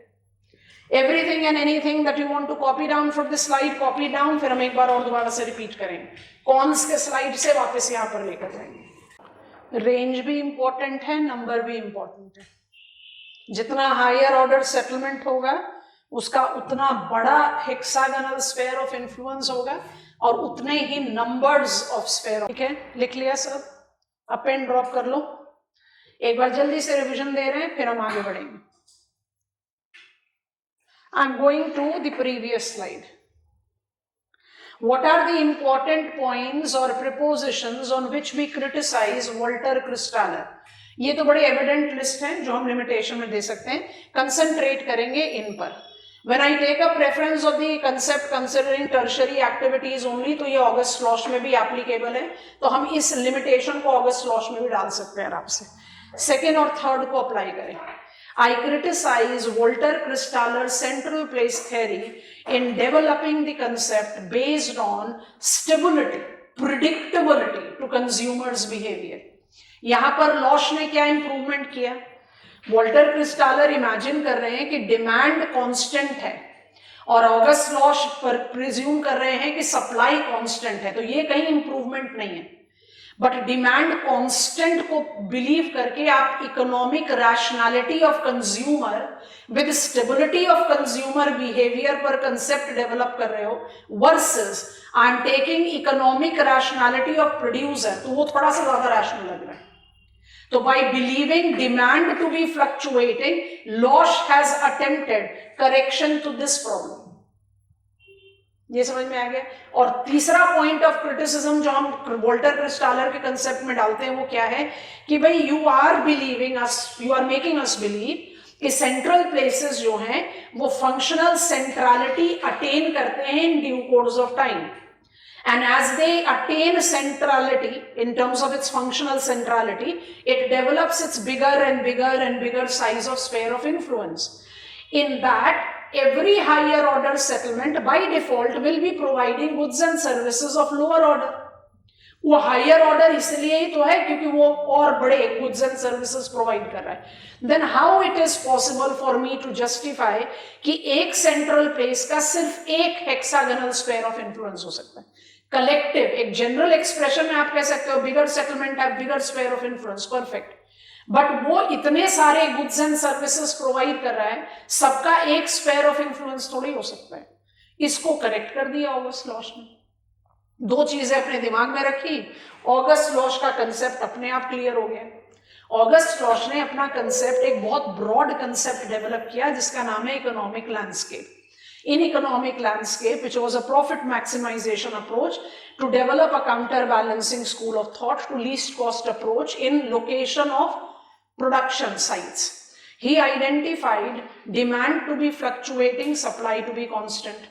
A rational economic creature, entrepreneur willing to profit maximize by default will concentrate at maximum demand site. Maximum demand site thus will be multiplying its functional capacity is equal to will become central place. Central place की functional capacity बढ़ती जाएगी, वो अपने आप अपना trade generate करेगा. जैसे हमने क्रिस्टालर की कंसेप्ट डेवलप की, will be developing hexagonal sphere of influence. जैसे जैसे उसकी फंक्शनल कैपेसिटी बढ़ेगी, it will multiply the goods and services provided by it. This multiplication will not just be, give me a minute, this multiplication will not just be in my range of goods and services या size of hexagonal sphere of influence, but number of hexagonal spheres of influence as well, because higher order settlement के पास multiple goods and services जिसमें कुछ higher order भी है, इसलिए वो higher order settlement है. तो जो दो प्रॉब्लम मुझे वॉल्टर क्रिस्टालर के कंसेप्ट में मिली वो यहाँ करेक्ट हो गई अपने आप. That is the reason we say Losch in his profit maximization approach have given practicality to central place theory. और जब हमारे पास क्वेश्चन आता है, क्योंकि लॉश के कंसेप्ट को भी हम hexagonal sphere of influence quite in compatibility to Walter Christaller जज कर पाते हैं. और मुझसे क्वेश्चन पूछा गया, बेस फ्लो चार्ट खोलने की जरूरत है तो खोल लो, नहीं तो इमेजिन करो. मुझसे एग्जामिनेशन में क्वेश्चन मिला, bring out the drawback of Christaller central place theory and recent improvement. तो रीसेंट इंप्रूवमेंट में सिर्फ लॉश नहीं आते हैं, मार्क जेफरसन भी आते हैं और जीके जिफ भी आते हैं, क्योंकि वो भी सेटलमेंट हायरार्की की बात कर रहे हैं। इसलिए आपको बहुत क्लियरली समझा दिया। कंटिन्यूम पूछेगा तो 2 पर रुक जाओगे, नाम बताओ। Rank size rule and primate city concept. Hierarchy पूछेगा तो चारों लिखो। Is that comfortable with us? This is spatial locational models of urban development function, जिसको continuum और hierarchy 2 कैटेगरीज में डिवाइड करते हैं। अच्छा, who was the scholar who has given us a list of theories of migration? रेवस्टीन का एक theory जो हम बार बार रिपीट करते रहे in our study of settlement about urban settlement was law, big towns grows on immigration. Growth किस चीज का है? पॉपुलेशन का है। यही पॉइंट लेकर अब हम चल रहे हैं अपने नेक्स्ट लेवल ऑफ स्टडी में। Are you giving me go ahead? I am done with what is meant by settlement systems. हमने शुरुआत करी अर्बन मॉर्फोलॉजी से, लैंड यूज से। हमने अर्बन फंक्शन की स्टडी कर ली। हमने सेटलमेंट हायरार्की पढ़ लिया with the term of continuum and the 4 theories that we were supposed to take into reference. अब हम जा रहे हैं अर्बन स्फेयर ऑफ इन्फ्लुएंस की तरफ। What is urban sphere of influence? Urban sphere of influence is expansion of urban morphology, urban function, urban demography outside it's political boundary. और ऐसा क्यों होता है? ऐसा क्यों होता है? क्योंकि अर्बन सेटलमेंट पल्सेटिंग सिस्टम है। वो पल्सेट क्यों करता है? Because it is perceptionally and really attractive. Attractive होने से क्या होता है? It keeps on attracting people from other settlements and thus it tends to pulsate out. And that pulsating out tends to create sphere of urban influence, जिसमें 2 terms मेरे syllabus में बहुत clearly लिखे हुए हैं, satellite town, rural urban fringe. But terms बहुत सारे हैं जिसमें मैक्सिमम टर्म मुझे पेपर 2 में दिखाई देंगे। हमें इन एनी केस टर्म्स को फेमिलराइज करना है, तो we want to learn that into account. What is meant by urban sphere of influence? What are its constituent? How do I distinguish between rural urban fringe, satellite town, edge town, bedroom community, बड़े सारे terms होते हैं। What is infilling urban growth? What is outspreading urban growth? What is meant by edge expansion? What is meant by spontaneous growth, leapfrog, linear?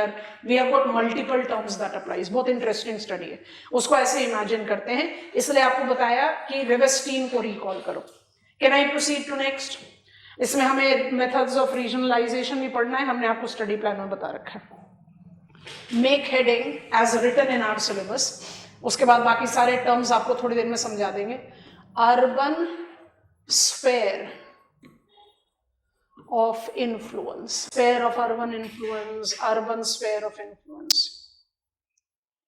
और इसका जो genesis है उसके साथ एक टर्म अप्लाई होता है, उसको बोलते हैं सिटी रीजन। इसको भी ब्रैकेट में लिख लो। अभी हम और बहुत सारे नाम लिखते जाएंगे जैसे हम आगे बढ़ेंगे। अर्बन स्फेयर ऑफ इन्फ्लुएंस, अभी हमारा नाम इसके साथ है सिटी रीजन। माने क्वेश्चन में अर्बन स्फेयर ऑफ इन्फ्लुएंस पूछे या सिटी रीजन पूछे, आपको लगभग सारे कंटेंट को इवॉल्व आउट करना पड़ेगा। What is urban sphere of influence? Urban sphere of influence is pulsation that is outward expansion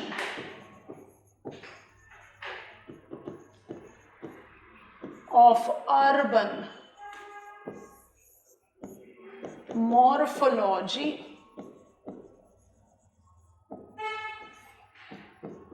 function and demography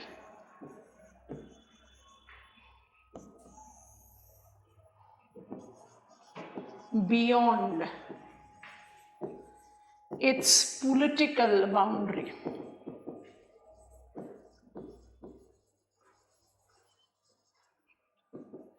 It thus denotes a functional unit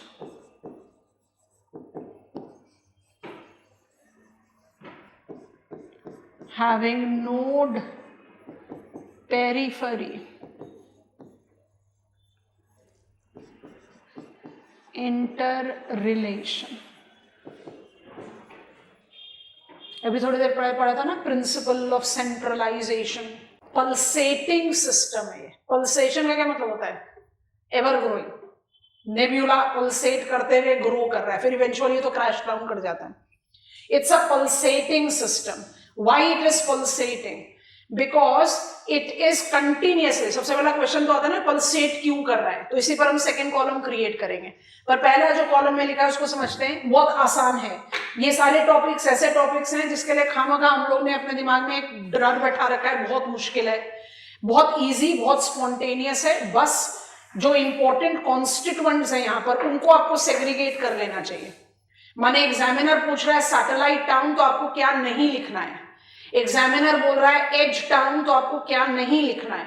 examiner बोल रहा है रूरल अर्बन फ्रिंज, तो आपको क्या नहीं लिखना है, because they are not synonymous, they relate to this concept. बस ये वाला सेग्रीगेशन क्रिएट करना है, बहुत आसान है। इसमें हमने वो डिफिकल्ट पार्ट ऐड कर दिया है, मेथड्स ऑफ रीजनलाइजेशन, जो हमारे रीजनल ज्योग्राफी के सिलेबस में। Let us continue sequentially. So what is urban sphere of influence and popularly called as city region? ये concept of region thought में पढ़ेंगे, डिकिंसन ने ये टर्म हमें दिया था, ब्रिटिश स्कॉलर है। So urban sphere of influence or city region is that functional area, that morphological area, that demographic area which is beyond the political boundary of a city. ये city के out growth को show कर रहा है। City क्यों out grow करती है, Y city pulsates out, और ये पल्सेशन ऑफ सिटी किसके लिए है? उसका land use pattern pulsate out कर रहा है, उसके लोग पल्सेट आउट कर रहे हैं। आपने कम्यूटिंग जोन वर्जेस में पढ़ा था। You are aware of the difference between mobility and migration. Mobility includes migration, migration is not mobility, क्योंकि कम्यूटिंग इंक्लूड होता है मोबिलिटी में। तो मैंने सेटलमेंट को छोड़ा थोड़ी है, I have just moved to periphery. Daily basis पर हम कम्यूट कर रहे हैं काम करने के लिए।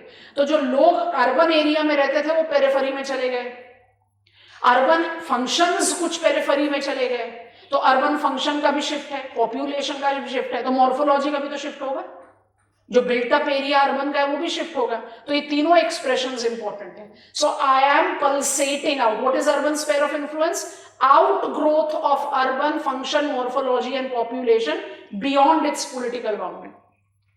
तो urban sphere of influence political unit तो रहा नहीं, ये एक फंक्शनल यूनिट हो गया। फंक्शनल यूनिट हो गया जहां पर आप क्या रिलेशन रखोगे, कोर एंड। तो क्वेश्चन अराइज होता है कि पल्सेट कर क्यों रहा है? जवाब दो। I have understood it's a pulsating system and this pulsating system tends to create a functional unit. ये समझ में आ गया। ये मैंने पहला पॉइंट बनाया है अर्बन स्फीयर ऑफ इन्फ्लुएंस के लिए। ये पल्सेट कर क्यों रहा है? It is infilling migration that triggers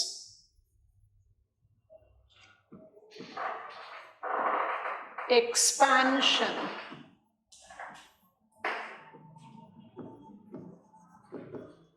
outwards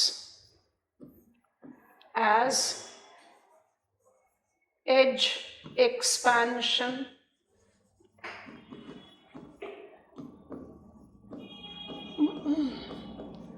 and spontaneous expansion.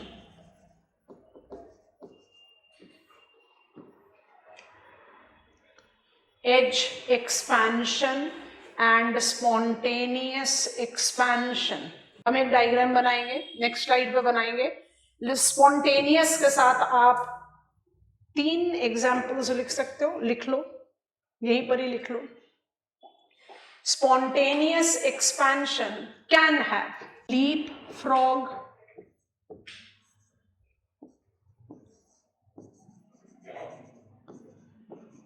ribbon or linear,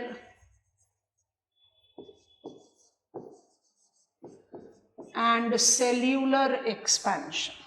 जितनी बार अर्बन स्फीयर, अब लिख लिया, 2 मिनट पेन ड्रॉप कर दो। जितनी बार अर्बन स्फीयर ऑफ इन्फ्लुएंस हमारे रेफरेंस में आया, हमने आपको कहा इमेजिन करो एक क्वाइट पॉन्ड है जिसमें आपने पत्थर फेंका अंदर।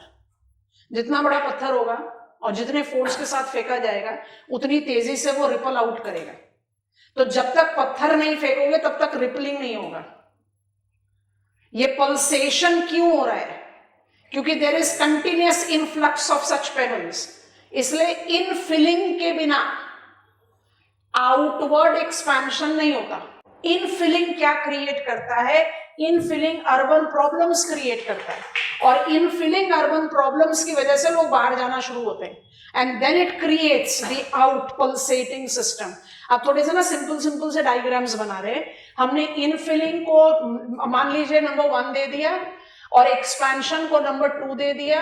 नंबर 2 के मेरे 2 एग्जांपल्स हो गए, एज एंड स्पॉन्टेनियस, जिनके सब कैटेगरीज हैं। अब हम इसी को रिपीट कर रहे हैं विद डायग्राम, समझते जाना और ड्रॉ करते जाना। पहले समझ लो फिर ड्रॉ करना। इनफिलिंग, ये मेरा अर्बन एरिया है। नॉर्मली अर्बन एरिया को सर्क्यूलर नहीं डिमार्केट करते, बट आप बर्जेस मॉडल पे बिलीव करते हो तो आप थियोरेटिकली उसको जस्टिफाई कर सकते हो, ठीक है। तो ये मेरा अर्बन म्यूनिसिपैलिटी है, अर्बन पॉलिटिकल यूनिट है। So this is my urban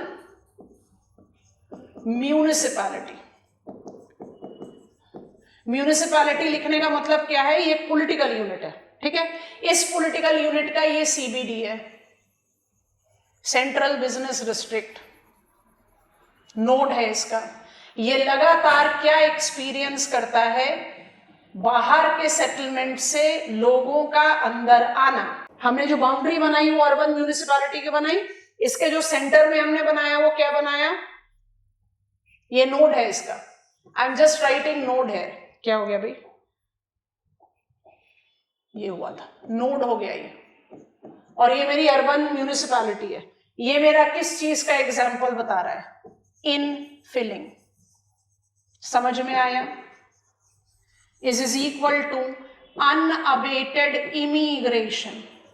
unabated immigration किस चीज को डिनोट कर रहा है, perceptional attractiveness of urban places.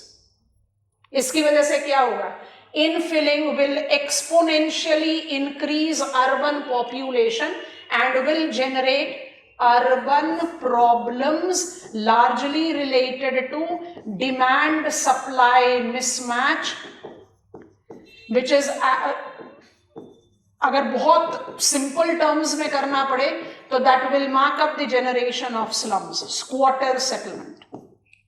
जितने भी इन्फ्लक्स ऑफ द पीपल होंगे वो क्या करेंगे, पुअर लिविंग कंडीशंस में रहना शुरू करेंगे। डिमांड सप्लाई मिसमैच होने से क्या होगा, लैंड वैल्यू सोर अप करेगी, क्वालिटी ऑफ अर्बन एनवायरनमेंट कम हो जाएगा, कंजेशन इवॉल्व होगा, देयर विल बी वनो से एनक्रोचमेंट ओवर ओपन स्पेस। हम सब ये चीजें डे टू डे बेसिस पर एक्सपीरियंस कर रहे हैं। तो इसकी वजह से क्या होगा, इसकी वजह से जो अर्बन ड्वेलर्स हैं वो बाहर जाना क्यों करेंगे, क्यों करेंगे, I want to have better living condition, I can afford to have a better living condition। Land value city centre में बहुत हाई होती है, आप बाहर जाकर अपने लिए लिविंग स्पेस कम इन्वेस्टमेंट में खरीद सकते हो, आप कंजेशन से बाहर जा सकते हो। तो इट फैसिलिटेट्स दिस पल्सेशन। तो पल्सेशन शुरू करने के लिए सबसे पहले क्या चाहिए, इनफिलिंग। अब इनफिलिंग हो गया तो क्या होना शुरू हो जाएगा, infilling has created town problem. Diagram को उसी रिदम में बनाते हैं और वहीं पर आप सारे टर्म्स को एकदम विजुअली क्लैरिटी के साथ समझ जाओगे। ये मेरा सीबीडी वैसा का वैसा ही रहा, ये मेरा अर्बन म्यूनिसिपैलिटी है। इनफिलिंग होने के बाद क्या होना शुरू हो जाएगा, व्हाइट एरो ही बनाते हैं। I can still continue to have some infilling movement, but ये वीक हो जाएगा। क्यों वीक होगा, कंजेशन हो गया, डिमांड सप्लाई मिसमैच हो गया, लैंड वैल्यू बहुत सोर अप कर गई, लिविंग कंडीशंस या लिविंग कॉस्ट बहुत बढ़ गया, तो नॉर्मली लोग आना कम कर देंगे। और क्या होना शुरू हो जाएगा, now we begin with infilling का काम हो गया, now we have begin with. समझ में आ रहा है, ये कौन जा रहे हैं बाहर, क्या ये एमिग्रेशन हो रहा है ना, ये हो रहा है out migration, not emigration, to commute daily to the city centre to work. तो इसको आप क्या बोलते हो, एक्सपेंशन।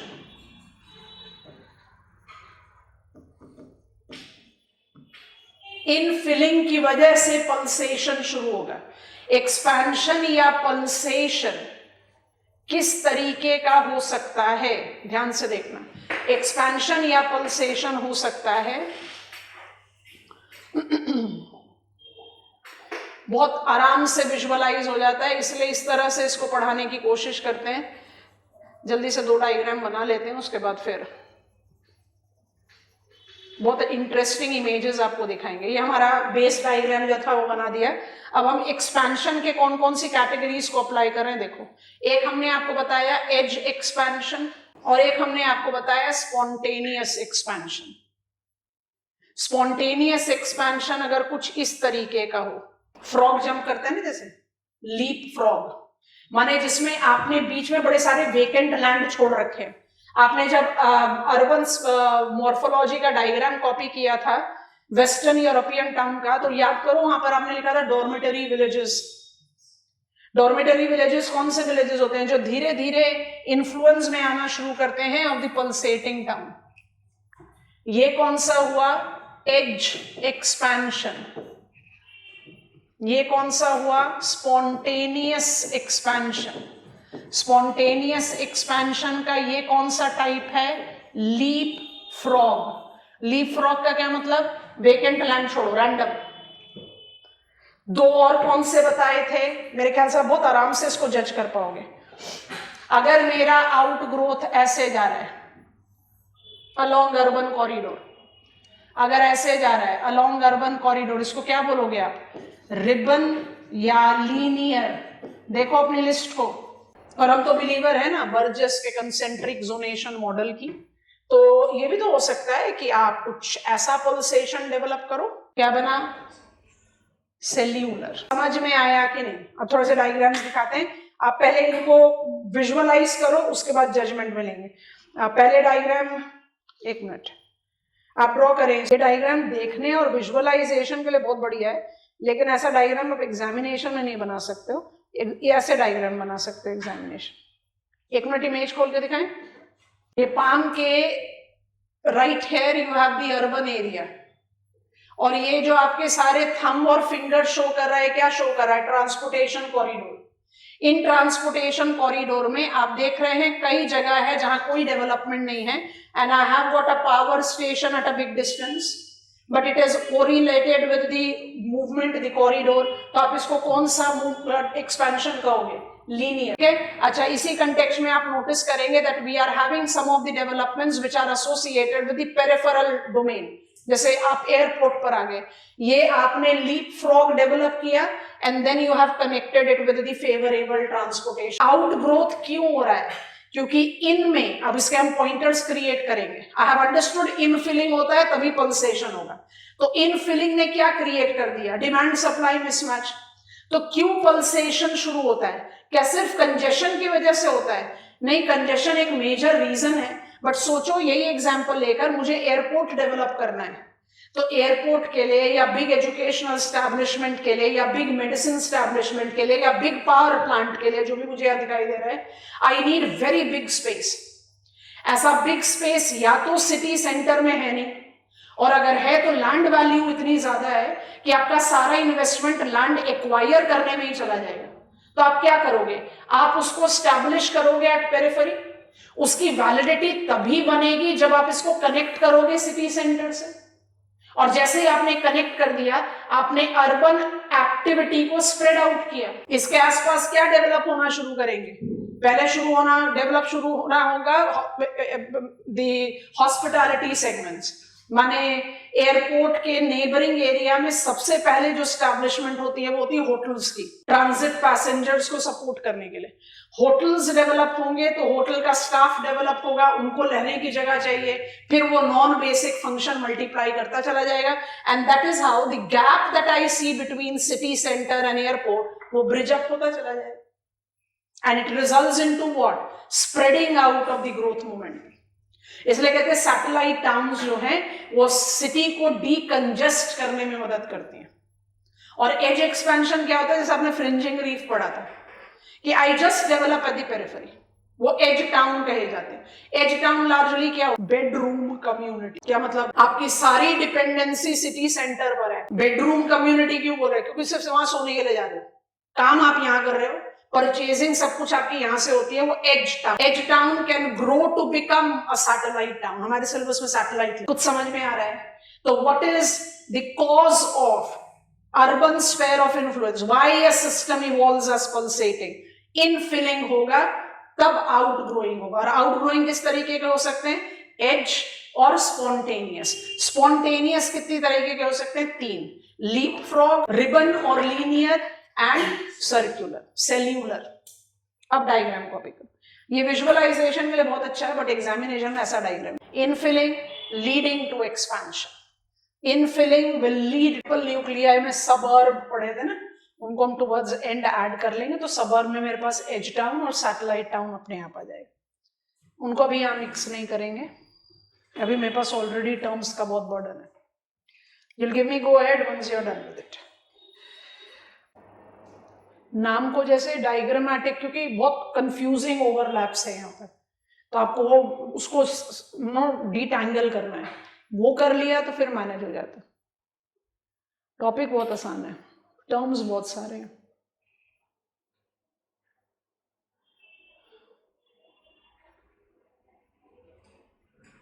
अच्छा, मेरा आप लोगों से सवाल हो गया, हम पढ़ रहे हैं urban sphere of influence. Urban sphere of influence को हमने डेफिनेशन दिया that it is that functional area which is extensive outside political boundary of city.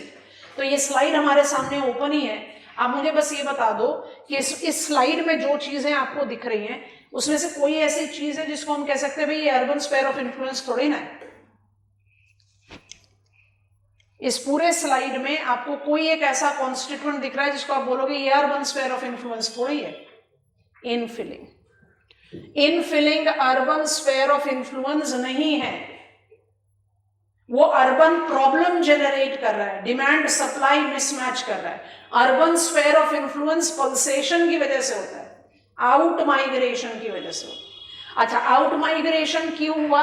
ये हमारा प्रीवियस स्लाइड था, हमने कहा पल्सेशन डेवलप होता है और पल्सेशन मुझे एक्सपेंशन में एज एंड स्पॉन्टेनियस देता है। इसके पीछे रीजन एक बताया, इनफिलिंग है। सिर्फ इनफिलिंग में आप जस्टिफाई कर दोगे कि पल्सेशन शुरू हो जाएगा? नहीं, इनफिलिंग के साथ आपको एड ऑन करना पड़ेगा। तो हम लिस्ट क्रिएट कर रहे हैं पॉइंट नंबर 3 का। इनफिलिंग तो है परसेप्शनल एंड रियल अट्रैक्टिवनेस, जिससे पॉपुलेशन लगातार इन्फ्लक्स करता जाता है। इसलिए सबसे शुरू में आपको बताया कि रेवेस्टीन का concept big town grows on immigration बहुत इंपॉर्टेंट सपोर्ट पर आता है यहाँ पर। हम यहीं से थर्ड पॉइंट बना रहे। So I am getting on to one more slide. So at the third level of urban sphere of influence, मुझे कुछ टर्म्स और अच्छे से समझ में आ गए। We are trying to list what causes pulsation, causes of pulsation। सबसे पहला कॉज तो है unabated immigration। दूसरा कॉज है, इसलिए जेंट्रिफिकेशन बड़ा यूनिक था ना, क्योंकि जेंट्रिफिकेशन क्या है? अर्बन ड्वेलर्स अंदर जाएं। नॉर्मल क्या है? अर्बन ड्वेलर्स बाहर भागते हैं। क्यों भागते हैं वो भी जस्टिफाई करते हैं। Second, tendency of urban dwellers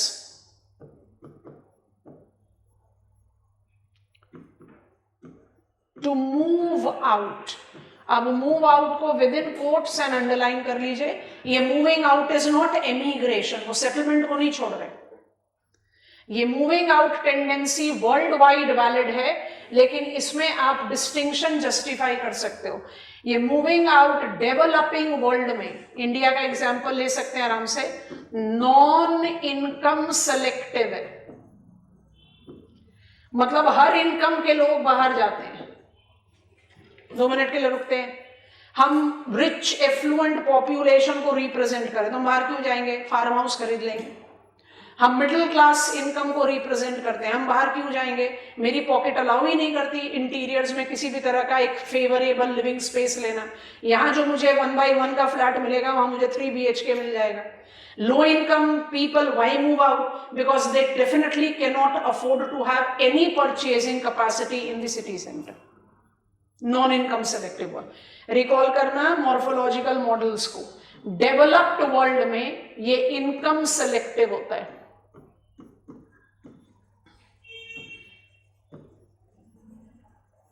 जल्दी से बताओ क्या बताना चाह रहे हैं। मॉर्फोलॉजिकल मॉडल्स 2 क्रक्स पॉइंट थे, quality of urban living increasing with increasing distance from CBD. Rich people only go out. Individual villas और bungalows and suburbanization सब relate करेगा rich affluent people से. समझ में आ रहा है? अच्छा, तीसरा रीजन बताइए, तीसरा कॉज बताइए.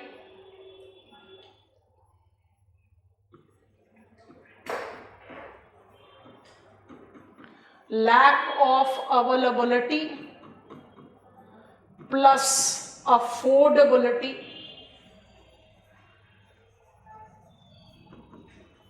of big vacant land inside city. तो क्या करोगे? जो भी बड़े अर्बन फंक्शन आपको प्लान करने हैं, हमने अभी एक अपने इमेज में देखा एयरपोर्ट, पावर स्टेशन, आप उसको कहाँ डेवलप करोगे? Periphery of urban, leading to establishment of urban activities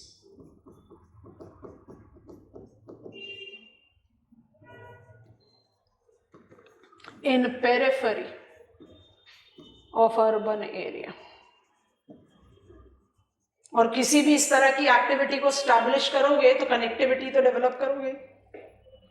connectivity develop करोगे तो अर्बन कैरेक्टरिस्टिक स्प्रेड आउट तो करेगा ही. समझ में आ गया? कॉजेस, टाइप्स भी समझ गए, इनफिलिंग एंड आउटगोइंग. आउटगोइंग में हमने एज एक्सपेंशन भी समझ लिया और स्पॉन्टेनियस भी समझ लिया. स्पॉन्टेनियस के 3 टाइप भी समझ लिए और उसको फॉर्मली अरेंज कर दिया. What are the causes of development of such pulsation? बाहर के लोग अंदर आए, अंदर के लोग बाहर जाएं, और लैंड की अफोर्डेबल अवेलेबिलिटी है ही नहीं सिटी सेंटर में. अवेलेबिलिटी होगा तो अफोर्डेबल नहीं होगा. तो जो भी कोई बड़ा अर्बन लैंड यूज हमें प्लान करना है उसके लिए हमें जाना पड़ेगा पेरिफेरी में. और अगर आपने उसको वहां पर स्टैब्लिश कर दिया तो कनेक्टिविटी की जरूरत पड़ेगी. कनेक्टिविटी की जरूरत पड़ेगी तो क्या होगा? Urban activities by default spread out करना शुरू करेंगे. कॉजेस भी समझ में आ गया. अब इसके टाइप्स को जज करते हैं. What is urban sphere? पूरा लिस्ट ऑफ टर्म्स लिखते जाओ हमारे साथ, बढ़ जाए आगे. अर्बन स्फेयर ऑफ इन्फ्लुएंस में इंक्लूडेड क्या है? और जो इतने लिस्ट ऑफ टर्म्स आते हैं उनको क्या करना है? तो sphere of urban influence can also be called city region, can also be called urban sprawl. ये लगभग सारे टर्म्स मेरे पेपर 2 में लिखे हुए हैं. And is also called umland. Umland हम इतना कॉमनली इस्तेमाल नहीं करते बट फिर भी है. हिंटरलैंड भी लेते हैं कई स्कॉलर्स, बट हिंटरलैंड ज्यादा जाता है port and it's hinterland rather than city, so I'm avoiding writing. ये सब synonymous terms हैं. इसके 2 सब टाइप होते हैं.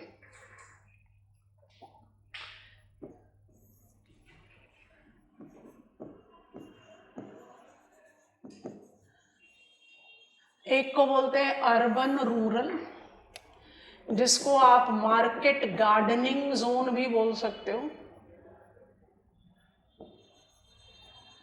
कौन सा स्कॉलर ने सबसे पहले इसके बारे में बात की थी?